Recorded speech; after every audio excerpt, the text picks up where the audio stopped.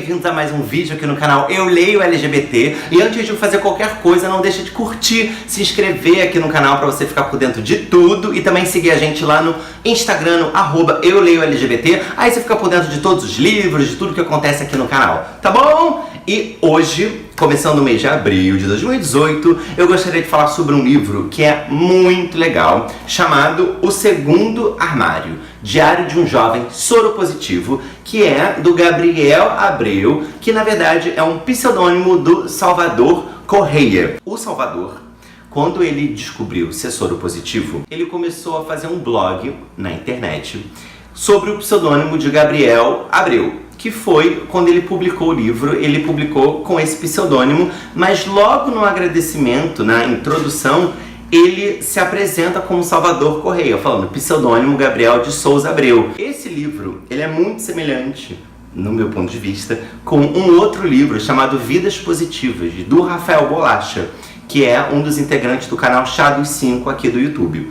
O Rafael, o Rafa, meu amigo, ele já veio aqui pra casa uma vez e eu também fiz um bate-papo com ele sobre o livro Vidas Positivas, que eu vou botar o link aqui pra vocês e aqui na descrição, aqui embaixo também, falando um pouquinho de por que ele resolveu publicar o livro dele. Tanto o Rafael quanto o Salvador descobriram ser soropositivos e encontraram na internet, num blog, a maneira que eles tinham pra falar sobre isso, e ambos usaram pseudônimos nos seus blogs. Hoje em dia ainda é um tabu o HIV, mas a gente já tem canais no YouTube de soropositivos falando sobre isso. Enfim, a gente já tem muita gente botando a cara no sol, convivendo com HIV. Então, já tem muita gente hoje, tipo assim, tentando desestigmatizar quem vive com o vírus, tentando mostrar qual a diferença entre o vírus HIV e a AIDS, que não são a mesma coisa. Foram nesses blogs, nessas postagens, que eles primeiro conseguiram falar sobre a sua experiência, o que eles estavam passando, quais foram os seus conflitos, quais foram os seus dilemas, quando eles foram pela primeira vez no médico, o que o médico falou, conto ou não conto pro meu parceiro que eu tenho vírus, que tipo de preconceito que eu sofri, que tipo de medo, falei pra minha família, não falei pra minha família, como que os meus amigos reagiram. Esse livro aqui nada mais é do que todas essas postagens do blog dele em formato de livro. É muito legal e eu super recomendo. Mas, assim como eu fiz com o Rafa, que veio aqui e a gente pôde bater um papo, eu convidei também o Salvador para ele mandar um vídeo pra gente, falando um pouquinho de por que ele resolveu, depois de algum tempo, pegar o seu blog e publicar num livro.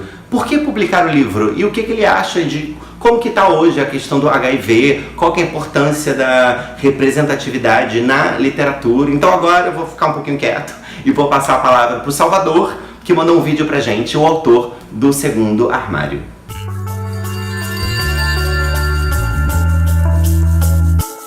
Eu sou Salvador Correia, autor do livro O Segundo Armário, Diário de um Jovem Soropositivo.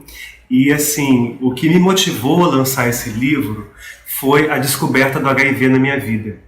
Eu descobri o vírus em abril de 2011 e desde então eu comecei a escrever os meus sentimentos, as minhas dificuldades, os meus medos, as minhas angústias da vivência, e comecei no blog, encontrar pessoas para me apoiar nesse momento tão difícil que eu vivi. O blog significou para mim assim como uma luz mesmo, um espaço de deixar fluir as minhas angústias, de deixar fluir todo o meu medo de viver o vírus, de ser soropositivo. E é interessante, né, que hoje eu tenho essa consciência, mas na época eu não tinha, de que eu me confundia com o próprio vírus. Né? E isso é uma coisa comum ainda hoje nas pessoas que se descobrem com HIV. E a ideia da morte vem muito fortemente. Eu tinha medo, principalmente, de que pessoas do meio gay, né, pessoas LGBTs, meus amigos gays, descobrissem isso. Até pelas piadas e tudo que eu via acontecendo para as pessoas que vivem com HIV, especialmente na minha cidade, que é do interior. Né? E aí, assim, depois que eu fui vendo, né, a reação das pessoas com o blog, eu resolvi publicar o livro. Né? Eu peguei os textos do blog e compilei eles e publiquei. E é um diário, é exatamente um diário. Eu vivi aqui sexo, sexualidade, né, angústia, dores, bem abertamente. E assim, ele foi escrito durante a vivência, não foi pós-vivência, não teve um tempo de maturação, era exatamente durante a dor. Então assim, é um livro que é muito carne viva. Eu acho que ele consegue expressar bem o que é o processo inicial de uma pessoa com HIV. Eu acho que o que eu tenho recebido de feedback desse livro é bem interessante. Assim. Eu tenho recebido muito amor, muita empatia, né? Não só de pessoas próximas, de amigos, de familiares, mas de pessoas desconhecidas também, né? Que se identificaram muito fortemente com o que foi escrito. E eu acho que é muito importante a gente falar sobre HIV, escrever abertamente de HIV. Né? Tem outras pessoas, outros autores, né, contemporâneos que vivenciam, que escrevem sobre isso, né? A Valéria, o Rafael Bolacha, enfim, eu não sei se eu vou lembrar de todo mundo que escreveu, mas sem sombra de dúvidas, assim, um dos pioneiros, né, dessa linguagem mais direta, mais pessoal, sobre a vivência com o vírus foi o Herbert Daniel, que lançou o Vida Antes da Morte, que ele trazia justamente isso, né? Justamente a vida que ebule, que emerge da vivência com HIV, que é maior do que a morte, com a morte social que as pessoas com HIV são colocadas ainda hoje. Então a gente tem que ter dentro da gente quase que um efeito fênix.